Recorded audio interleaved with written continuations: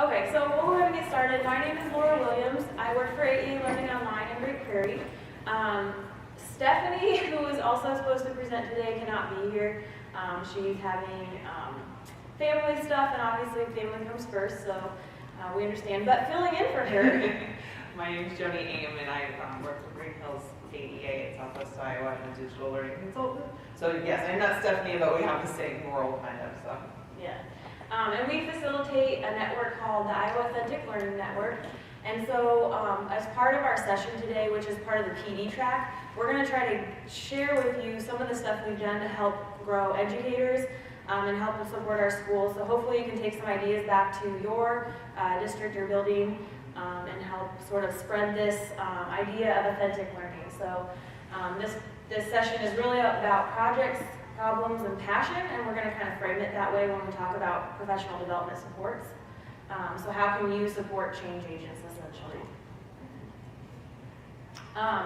Here's our outline, and we kind of wanted to frame it with passion first, because we kind of thought when you have passion, a lot of great things can happen. And so we need to find our why, and so why we engage in these authentic projects and why we're trying to change what the classroom looks like is because of that passion for learning, that passion for exploring different careers, that passion for helping your community. And then the problems, we're going to share a little bit about the WorkBased Learning Clearinghouse. Actually, Jake Welchins is here. I should have introduced him earlier, but he's in the back, and he'll be coming up and sharing about the WorkBased Learning Clearinghouse. And then some of the, how do you support project implementation in the classroom? So I dropped the word authentic learning. We've sort of hung our hat on that. It essentially is project-based learning, but I kind of think of it as project-based learning on steroids. So we've hung our hat on authentic learning, and what that is simply real tasks where students own the work involving real research, real creation, and ideally a tangible service or product delivered to a real audience at completion. So obviously that can look like a wide variety of things, and we wanted to share a couple of examples with you. So this one is a 5th grade project out of Danville, Iowa. The business partner that we partnered with in this case were engineers from ABB, which they manufacture switchgear. I didn't really know what that was until I started working with these engineers. So basically the big boxes that power stadiums and large buildings, they manufacture those.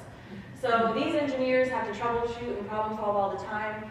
And so we really want to connect kids to not only just jobs in the area and the community, but also give them what is it like to be an engineer, and how do you problem solve, and really engage kids in those 21st century skills, but then also tying that with core curriculum. So we embedded this project with ABB in the science and engineer standards with the new Iowa Core Science Standards.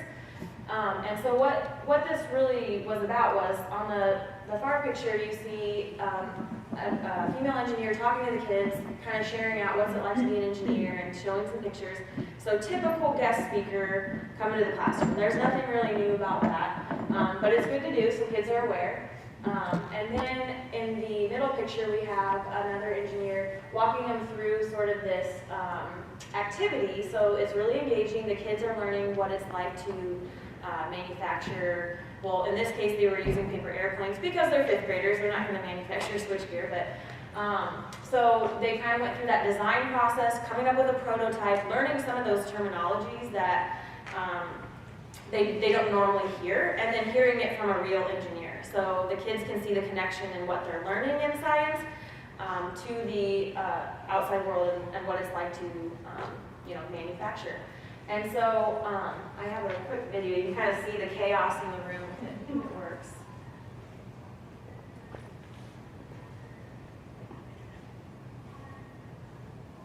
So it's very active. The kids are designing and thinking and talking, and it was pretty fun. But we didn't want to stop there. So guest speaker, we had an engaging activity. We wanted to leave them with a real world problem. And so the engineer talked about, in the industry, automation is, a big part of the work, and more jobs are becoming automated. And so how do robots affect manufacturing?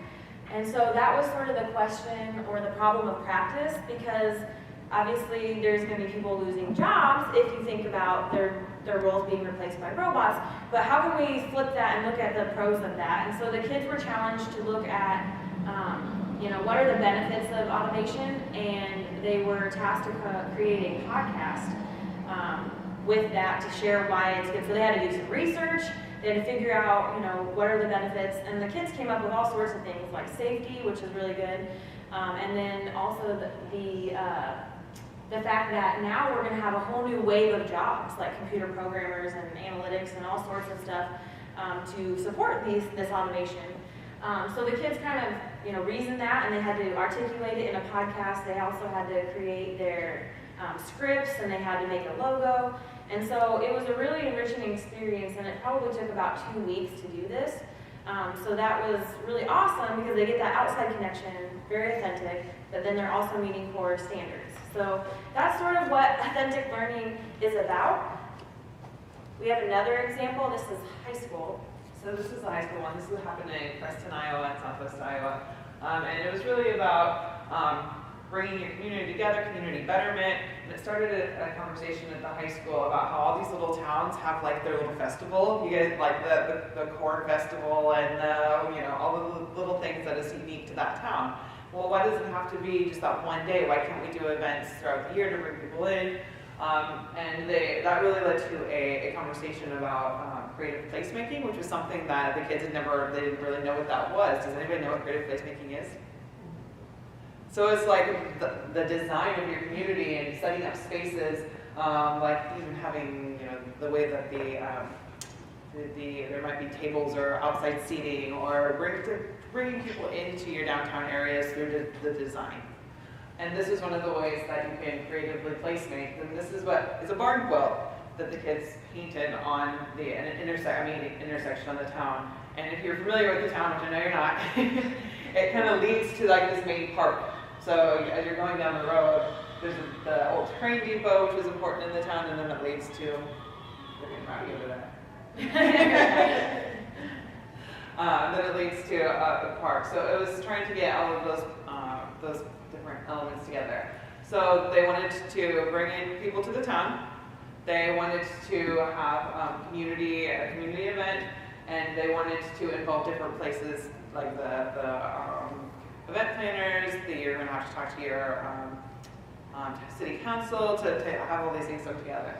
And they designed this barn quilt. So I'm going to make you answer a couple questions at 8 o'clock in the morning. What different content areas can you see coming into designing something like that? Math, obviously. So you have a lot of geometry. And that was a lot of math. So not only like the geometry of it, the cost of it as well. So budgets. I gave you an answer. Dang it. Yeah. Anything else you can think of? I'm assuming that quilt has some sort of history for the area too. Usually, like there's the barns and stuff around Iowa, they all have different patterns or whatever on them, depending on the family or town. So like local Iowa history for the new social studies standards, good. Yeah, and I believe that. I think you're right. I think that the colors were significant in some way. Did you have one? I was just going to say civics, just the levels of people they probably had to talk to, their jobs they didn't realize existed. Yep. Yeah.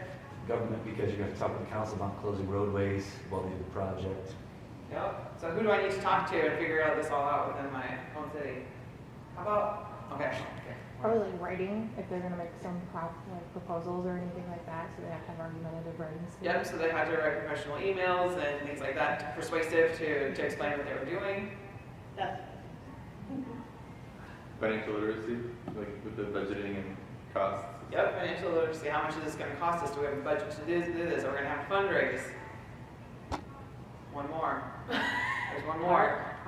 Art and design, yeah. So, so lots of interdisciplinary work going on there, and the teachers work together to help get this figured out. And the story, I wasn't there, but the story goes that they had this design all set up for a day in March or early April. Guess what happened? Snowstorm in Iowa. So this was like version 2.0 is what they call it. That paint is not permanent. So what happened was, so right now you can kind of see like the outline of the things that are happening, but the community was so impressed by what the kids did and they loved the way that it looked, that they have now fundraised and they sold the individual squares like as a fundraiser, you can, you know, as marketing, and that paint that's gonna put on it was over like $40,000 to do this. So they were able to raise all of the money to do that, and I believe this summer they're gonna do the permanent version on the road. What I love about this is this could be any community. And so one of the reasons we started a network, so a professional learning network, the Iowa Authentic Learning Network, which you're all invited to, is to share ideas like this. Because we could repeat this. We could bring it to probably every single one of your communities. You could probably do something like this. And as you all said, you're bringing in so much content that it makes it more not only authentic, but they're going to remember it. You know, it's not going to be like a worksheet that they just kind of went through the motions and moved on. They're going to really remember this. So. But don't take my word for it. I would describe this kind of learning as independent, and you kind of run your own path of what you're learning. And that's kind of what I've really liked about the program. Some benefits of working with real world businesses, we are like treated like real people and adults. And I've also learned a lot of like public speaking skills, and that has helped me a lot. And I love Jessica. We also have a couple other ones real quick.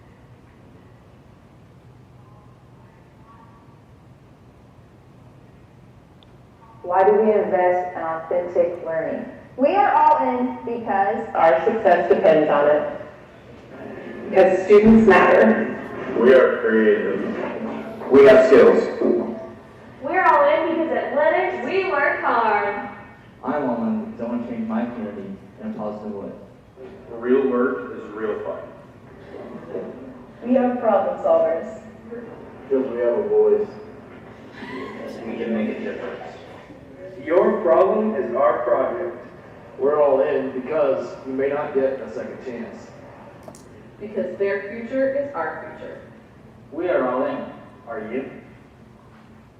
Yeah. So student created that, which is cool that we can like use it authentically in our presentation, but could be one more. I think a benefit of working with businesses through the classroom is that you learn to solve real world problems, and it opens up opportunities for your future. So just trying to capture what this is doing for kids when you start to bring outside partners into the classroom. Okay, what, if anything, is the difference between authentic learning and work-based learning? How many of you are familiar with the term work-based learning? Okay, I was like you, I was a science teacher previously before I went into the AEA. If I heard work-based learning, I shut off. That wasn't for me. That was for CTE teachers. That's for high school age students. That's for someone else. That's not for me. But we're trying to flip that paradigm, and really it is for every classroom. K-12, work-based learning and making connections will only generate, informed individuals, and they can make better career decisions once they leave our K-12 system. So all those experiences that they have, whether it's in elementary school or middle school or high school, that's going to start to build that scaffolding of like, what do I really want to do and what interests me?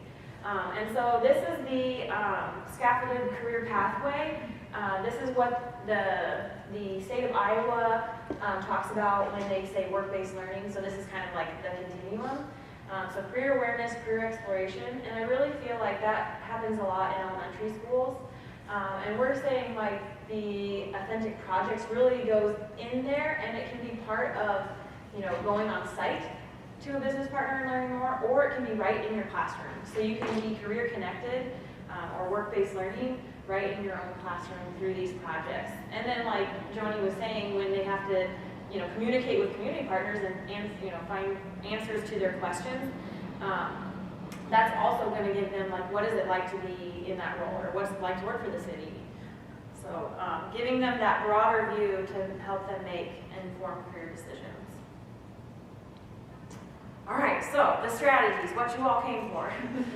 So we're gonna start with passion. How do you inspire passion around this? And I'm gonna let Joni sort of talk about this.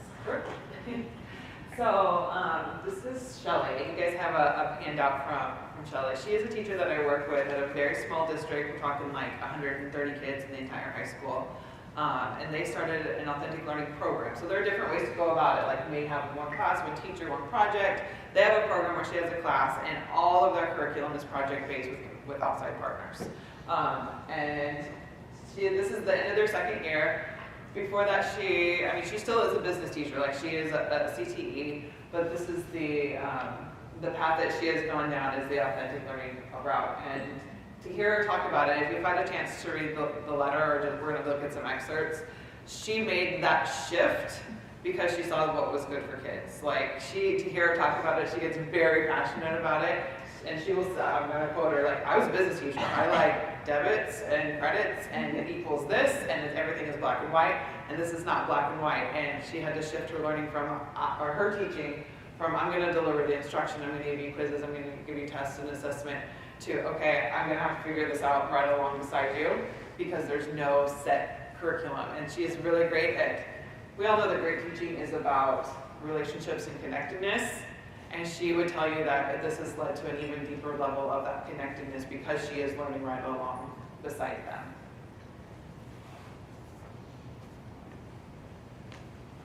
So lecture, projects, worksheets, vocabulary words, I was in charge of all of their learning and I liked it that way. It's comfortable.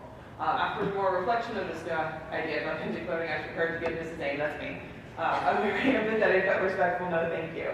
So what we did was I took her down to Creston where they did the barn quilt. They have this type of program set up. I took her down and said, just check it out. Just talk to the teachers, see their classroom, see what they're doing. And we went, she was like, okay. And then we went back, and I was like, so what do you think? Maybe? Like she wanted to tell me no. Like she's so mad that she wanted to tell me no. But with the discussions and talking through it and talking to the principal was very supportive, willing to give them a chunk of time, take away one class to give them the time to do that, which is unheard of in these small schools where these teachers have so many roles. She had that class here at the time, and then going into the next year, we helped her apply for this MEST grant. So we all know what STEM is, science, technology, engineering, and math, and then BEST is businesses engaging students and teachers. So it's for this type of learning where we have that technology side of the math and science and all that stuff, but it's also engaging with the businesses. So through that, they were able to purchase some of the equipment that they use for their projects. So after more research, discussion, thought, I decided I couldn't let this opportunity get away from me. I knew this was going to be important and would be the way we would future education. I felt very strongly I want to be part of that. Since we've been at this for a little over a year now, I'm convinced that this is the best thing to happen to the CAM curriculum.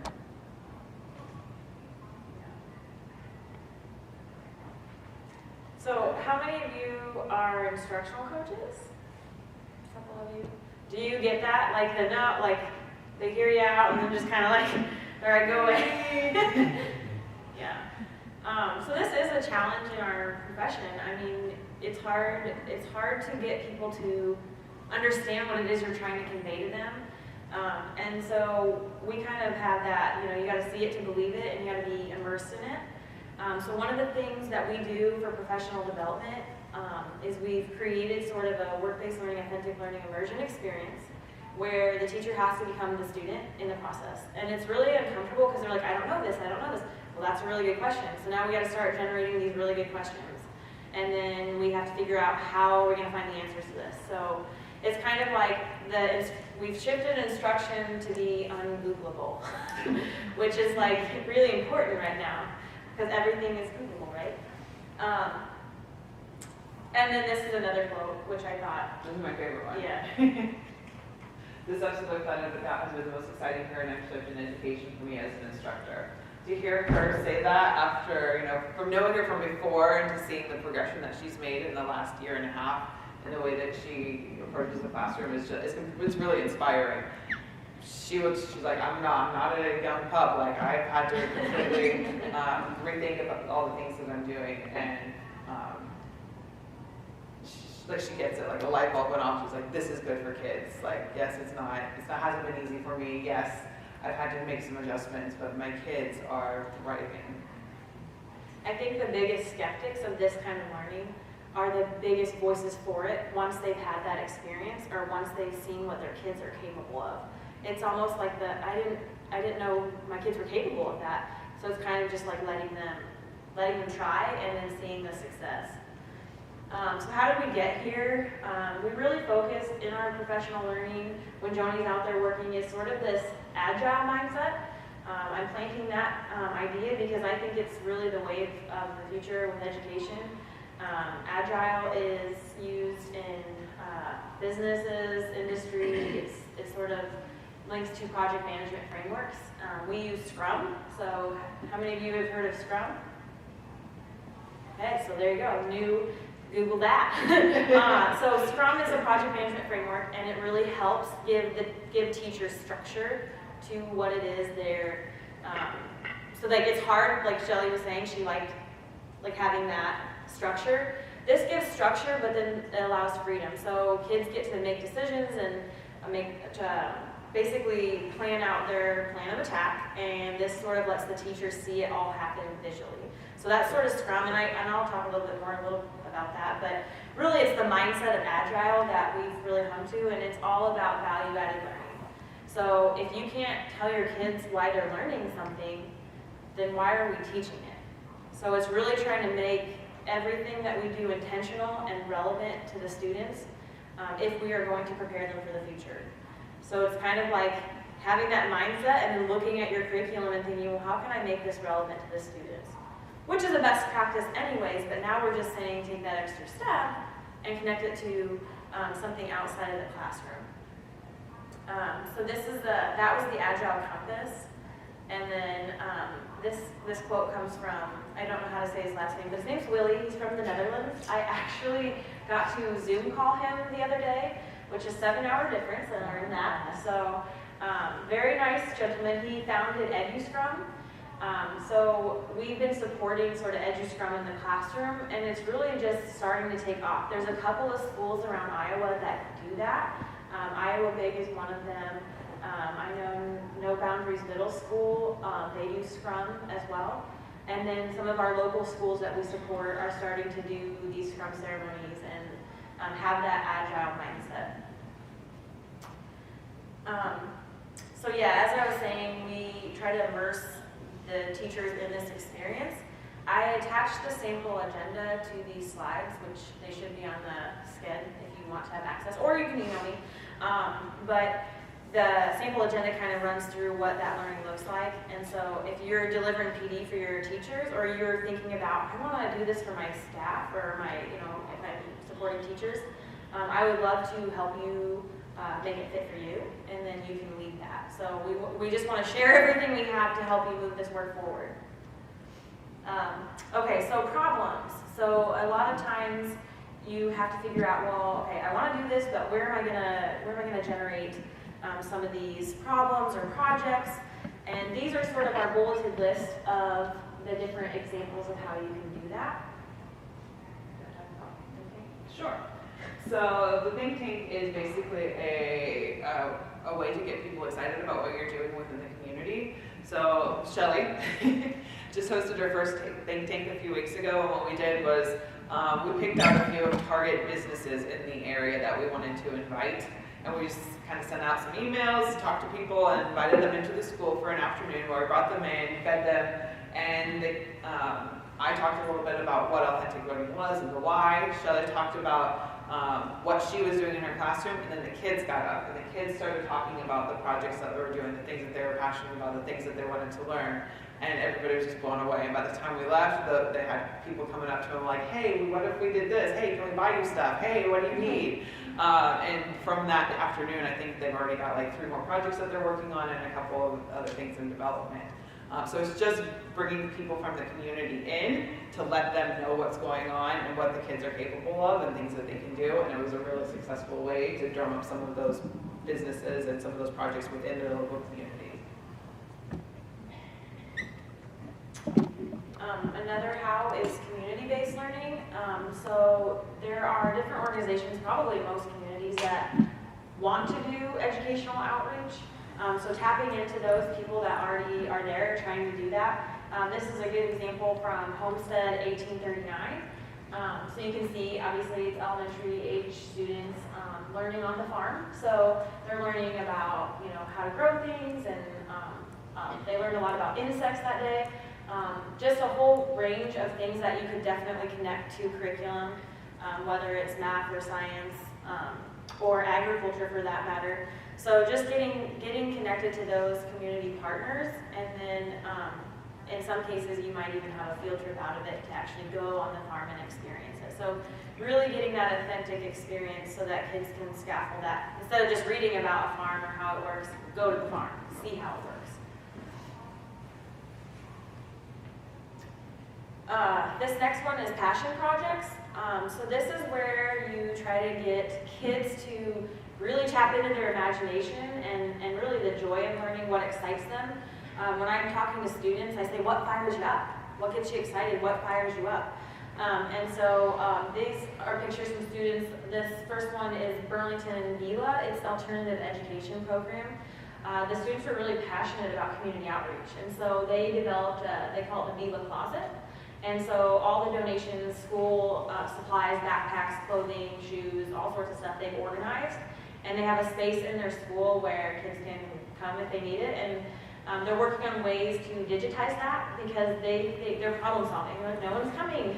But they think it's because they're embarrassed. And so they're digitizing the stuff in the closet so that they can check it out, like basically to be anonymous. So it's really cool what they're doing. And then the other pictures you see come out of Winfield Mount Union J-term. So J-terms are amazing for professional learning because it gives teachers a chance to try it out. Here's a week of projects, and we're going to pick something we're passionate about, and we're going to get into it. And so teachers get that experience of like, what is it like to manage and see kids act like this? And it's like, it's safe because it's only for a week. So I will say, in my experience, I think J-terms and May-terms are on the rise. Do any of you have J-terms? Been wanting to? Okay, I have tons of stuff on J-term organizations, so I can share that out. I have a folder on that. Yeah, so I will, everything I have, you do not need to recreate the wheel. But yeah, so J-term for professional development, I highly recommend only because I've seen it in action and kids do amazing things. And teachers, like they are so, like it's almost like they're excited again. One teacher was a social studies teacher and he's really passionate. He really wants to write a book someday. So his project for the week was creating books using Book Creator. And kids were writing books and like doing art and like scanning them in and putting them in their books. And like they look like they're legit books. Like the kids are getting them printed, and that's what they did for J-term. It was like okay to do that. And he's not an English teacher, but that's what he was passionate about. So not only is it about student passion, I think it's about teacher passion too, because it's contagious. When you're excited about something as an educator, so are your kids. To go along with that, I was going to add, I was in one of my classes, they have a drone. They were able to purchase a drone, and there's like 3 boys that are super passionate about this drone. Like they love figuring it out. They love like, okay guys, so what are you going to do with this drone? And they've had so many ideas. Like, remember those old farmstead photos from above where they take a picture of my grandma's farm and it hangs on the wall of their house? Like, what if we did that? Great. And then what if the shop class made the frames, and then they have that CNC machine that could like engrave the family name on the frame? Like, could we do? Yes, absolutely. And they're so excited about it because we've looked into there's rules with drones and commercial stuff. These boys are now studying of their own accord to go get a commercial drone license because they want to be able to do all of these projects because they're so excited about it. This next example is just sort of more like a capstone experience, but also awesome for PD. It's like a win-win-win-win-win. So we piloted these in 2 different regions, and we're trying to get to all the 9 AEA regions, but to have an authentic learning expo. Any school is invited to send kids that have been doing projects, any grade level. So the pictures that you see on this are from, this is in Ottumwa, and we showcased Ottumwa Spark Tank, which is also an authentic learning program. So in the morning, we did some professional learning. So we invited, anybody that wanted to come to come learn about this particular program, and then what is authentic learning, and how can we do more of it. And then in the afternoon, we had a student expo. So it was kind of like learn about it, and then go like see what kids are capable of. So we had lots of educators. I think we had like 8 schools participate with students, and then send teachers and like come and learn. It's also a nice time to onboard business partners, because they can come and see what kind of projects there are. Because in our experience, sometimes the hardest part of this is helping the business partner realize what's a good project for kids to do. So that's part of it. And then the kids get that authentic experience to showcase what they've been doing. And we created a networking bingo for them. So it was really cool to see the kids networking with adults, with business partners, and each other from different schools. So it was like neat to see that. And then there were middle school age students there, high school, mostly high school, but then there was some middle school. And then we had that one 5th grade class that did the ABB project. They came, and they were like all dressed up in suits, little 5th grade. They were adorable, but they were like out there shaking hands and talking to people, and like they're always going to remember that experience. So having an expo is an excellent sort of capstone that you can do to also increase professional learning. All right, the time you've all been waiting for. So this all sounds great, but it's a lot of work, right? And so we really wanted to, part of this work was to streamline it. And so enter the WorkBased Learning Clearinghouse. So I'm going to let Jake Welchins from the Department of Education tell you a little bit more about this new application that is available to all of you. Yeah, you. Oh. If you want to open the website. All right, thank you. Thanks, Laura. Thanks, Jeremy. Yeah, so from the Department of Ed, and I just want to share the Clearinghouse for WorkBased Learning a little bit. They were both kind of sharing, community connections, and think tanks are a great way to grow those local connections and project ideas. But another option, either if maybe you don't have local connections or don't have local connections in the area that you're looking for, the Clearinghouse for WorkBased Learning can be a tool or a resource that you might want to check out. So you've all got a handout. In one of the 2 handouts is a front and back. There's a URL on there. So if you want to go to the website and bookmark it right now before you forget, that would be fantastic. The URL is clearinghouse.futurereadyiowa.gov. This is a website that went live over the summer. It's been a project that we've been working on for about 1.5 years now. So we've reached out to lots of businesses to get them involved and sharing project ideas that they thought of, and now we're trying to get the word out to schools and get them going out and looking at it and see if there's anything that connects to what they're wanting to do. So if you go to that website, I'm just going to show you really quickly a couple of the main highlights of it, and then you can explore it throughout the day or whenever you get back to your schools. There's kind of 2 main components to the clearinghouse. And so you've got a business partner inventory, and you've got a project board. And I'm going to take a look at the inventory first. Oops, no, I'm not. That's a slide. That's a really good slide. It tricked me. Sorry. It was such a good screen grab. Okay, so this is the business partner inventory. So, and really all this is a database of businesses who have said that they are either doing or interested in doing work-based learning with schools. And so you can come out and search this for lots of different things because like they were touching on the work-based learning continuum. In this drop-down, you can kind of choose what type of work-based learning you're looking to make a contact around. If it's a guest speaker, job shadow, maybe you're putting together a career fair, whatever it is. Or maybe you're trying to plan that think tank. So you're trying to find out what businesses in my community would be interested in coming to this think tank. So I'm just going to choose one. Let's say, I'm going to say mentorship. What businesses are interested in doing some mentoring with my kids? And then I would put in my zip code. So gentleman in the front row from the Tigers, what's your zip code? 52301. 52301. Awesome. Is that Red Oak Tigers or what's the? Iowa Valley. Iowa Valley.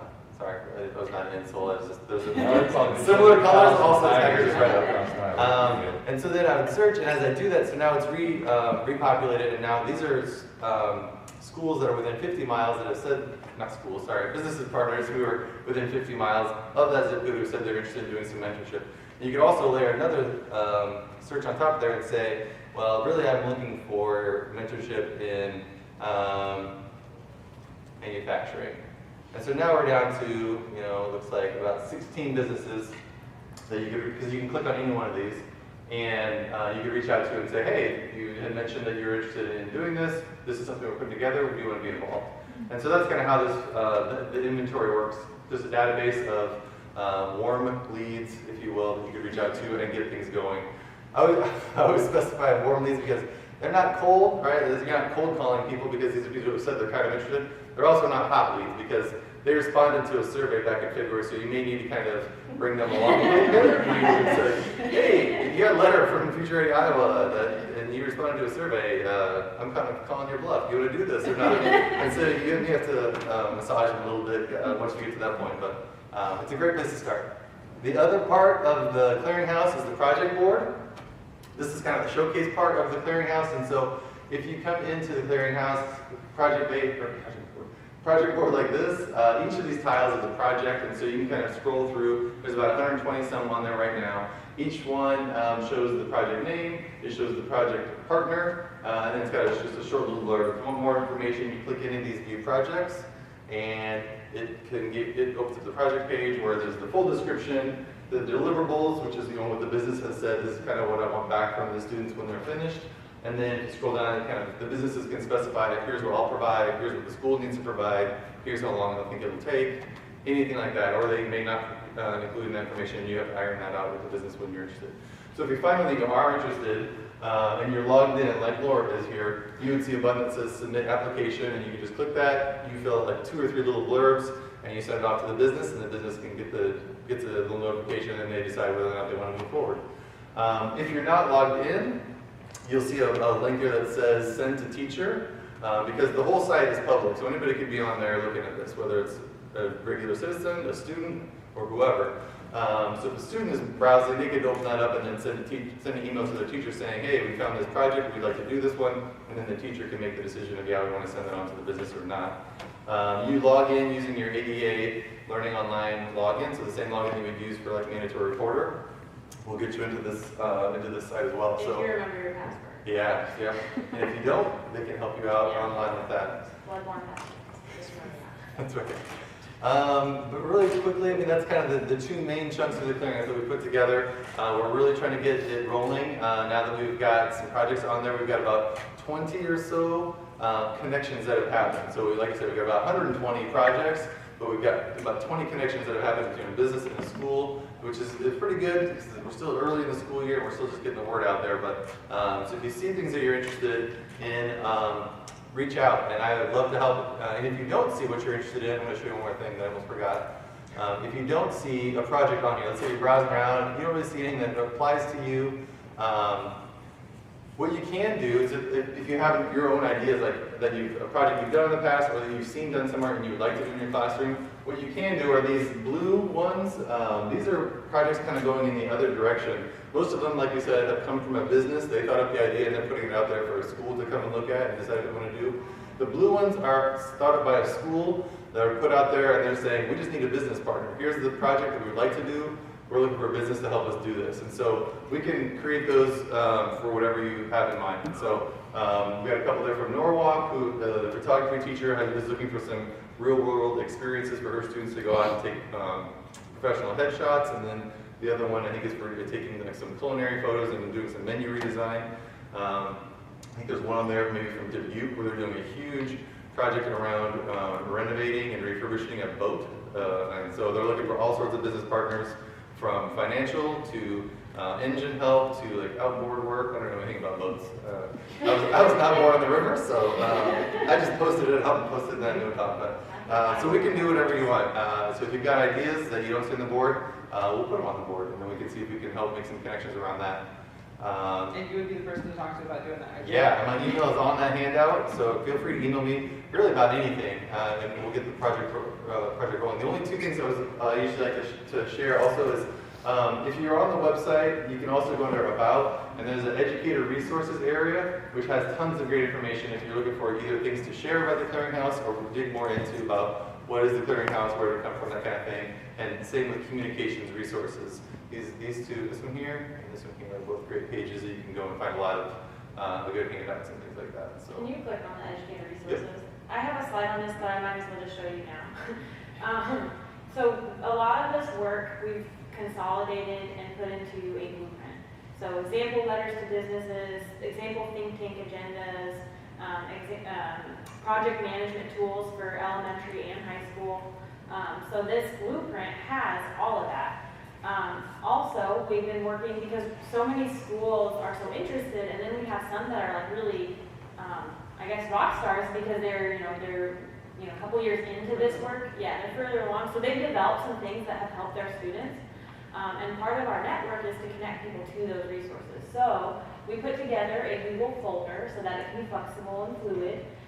But if you go to this, if you go to the educator resources on the Clearinghouse website, you'll find Iowa ALF teacher resources. And I'm adding stuff all the time and sort of trying to vet and consolidate those things and organize them for you so that you can have them readily for your classroom, or for if you're doing professional development, then you have them for that. So just know that those are there. And like I said, a lot of this work is really framed up in that blueprint. So it's worth a read just to kind of see where schools have been and what they've tried and what they're doing now. So it kind of gives you a glimpse of, like, around Iowa, what's happening. So when we were planning our think tank, we went to that resource. We grabbed the think tank. Here's the sample agenda that we can take and build what we want ours around it. Here's a sample invite letter that we can take and personalize it to what we need. So it expedited the process for us because we could just take those examples and cater them to what we wanted to do. Yeah. So once you've found a project on the Clearinghouse, hopefully, or you've had a think tank and you have one naturally generated locally, and you're engaging in that project work, how do we as PD people help teachers to do this? And so like I kind of hinted before, we really focus on Agile in education, and we put together, it's going to be our first round of a 2-day, it's for grad and renewal credit. Our syllabus has not been approved just yet, we're still entering in the syllabus information, but it should go live on the PD system, I would say within a week. So if you're looking for renewal credit or grad credit, our first one is going to be, we decided in Des Moines, so that it's more centrally located if people want to come. But anybody can come. It's, I would say, K-12 teachers, instructional coaches, even leaders, just so that they can see it. But we'll have a 2-day sort of training, and you'll get a sort of a train the trainer for your students. So like if you're going as a teacher, you would learn how to do Scrum and Agile practices in your classroom, but then you also know how to train your students in that framework because there's different roles in Scrum and there's different ceremonies. So an example of that would be like the Scrum board. And so if you don't know what a Scrum board is, it's pretty simple. I think I have a picture on there. Yeah, okay, good. So a Scrum board is pretty simple, and different schools make them differently, but it's like very simple to do, doing, and done. And then, so when kids are going through that project process, they have to sort of figure out, well, what's the value add? What do stakeholders need? So they kind of have to figure out that project visioning first. Then they have to set goals, and from that, they're going to make to-dos. And then those to-dos can then be put on this Scrum board. You can do them digitally. I have a couple of examples of that. Trello is good. Oh, you can go back, sorry. Trello is a great one. Padlet, Meister Task. I really like that one because you can click and drag, almost like it's a real Post-it note. And then Google Keep is also a really good tool for Scrum boards. And then you can also share your to-do list with other students, so that's kind of nice. If you want to do it visually, but I will say the physical boards, in my experience, have been better. Because in the classroom, you can see where students are at, and if they're not moving those to-dos that they said that they were going to do, you can see that visually. And so you can go and have a conversation, hey, you said you were going to do all these things, I see that you're over here now, what's the problem? So then you can kind of help them navigate any roadblocks or barriers. In fact, you will become a Scrum Master if you come to the training. And Scrum Masters we call impediment crushers. So that's pretty provocative, but it's a good selling point. Anywho, so that's the first training, like I said, will be November 12th and 13th. We hope to train several AEA people in this so that hopefully there'll be regional ones closer to you. But if you do want to come to that first wave, November 12th and 13th. Another sort of helps you think about how to get kids brainstorming and coming up with their project plans and visioning. I just want to throw this out there because it's an amazing resource. It's Think Your Toys by Michael Makako. It is not just like a boring book, I'm just going to be honest. It's not just philosophy of creative thinking. It's actual tangible, take and go, do with your students. The one you see on there is the Circle of opportunity. thank you, circle of opportunity. And so that's just a creative thinking tool, and it gets kids thinking and making connections. So there's a whole bunch in this book. So I just wanted to tell you that because it was an awesome find for me when I'm helping teachers with project management. And then another thing we help with teachers in professional learning is that team building. And it can look like, you can see in the pictures, it can look like anything, but it's giving the teachers that freedom to say, hey, we can stop for a minute on the work and actually team build and build those relationships, because as most of our schools that are engaging in this, they say that's probably the single most important thing, is to have those relationships and that culture, to be able to support a learning environment like that. Link to the blueprint, which you can find on the clearinghouse. And then this slide is sort of just to let you know, like, we want you to be ambassadors of this. You know, tell people about it. And if you have project ideas or you want to put something on the board, we would love to have your ideas on the board to streamline and share it with other school districts. And the final slide, and we're about out of time, which is good, is the Iowa Authentic Learning Network. If you scan that or go to the bit.ly Iowa capital I and then capital ALN group, that'll take you to a Google group. Right now we have about 70 or so teachers from all over Iowa that just sort of joined, and myself, Jake, Joni, Stephanie, a whole bunch of AA folks are involved, and they, if they get opportunities, they can streamline it to you. If there's resources or a new thing we found, we will send it out via the Google group. And you can change your email settings so it won't like blow up or anything. And I don't send out too much stuff, but one of the exciting things is that if you have a question or you're unsure, you now have a whole network of people that can help you problem solve that. Or you have a network to say, hey, I want to connect my students with another classroom on a project. Now you have 70 other people from all around Iowa with classrooms that say, yeah, I want to do that too. And we're growing. This is fairly new, and we're just beginning. So we hope you join. We have 2 minutes left, so any questions?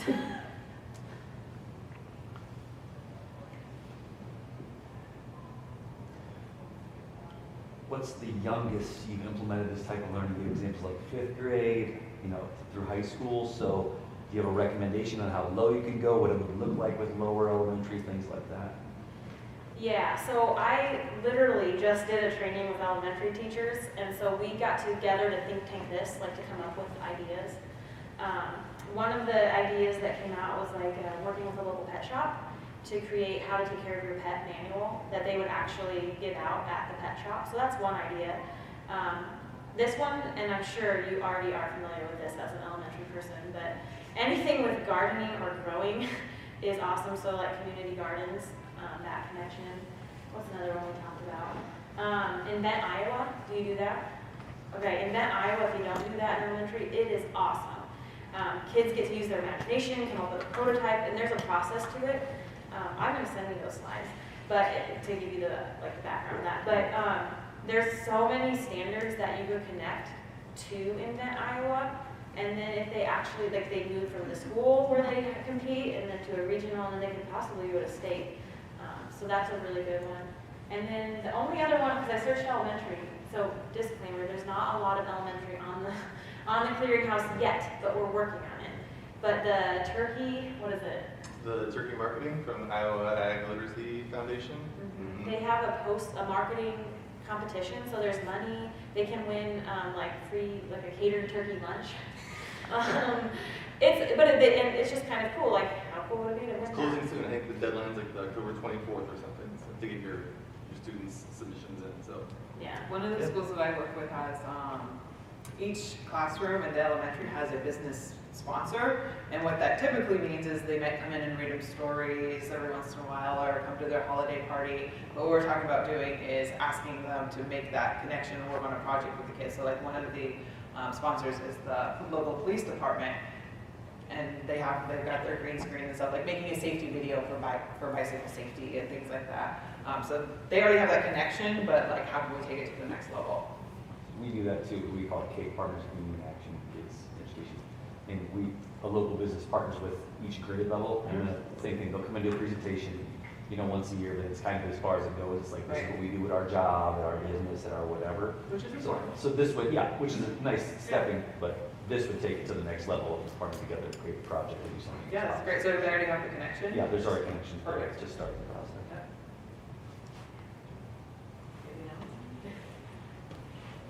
Thank you guys for coming at 8 o'clock in the morning on Woo! Monday. Love you guys. iTech. Kicking off iTech. We have our cards, please. If you want to reach out, we are in the trenches trying to help grow this and get more of these opportunities for kids. So. Or if you want extra flyers to share with everybody at your school, let me know. Thank you. Have a great day.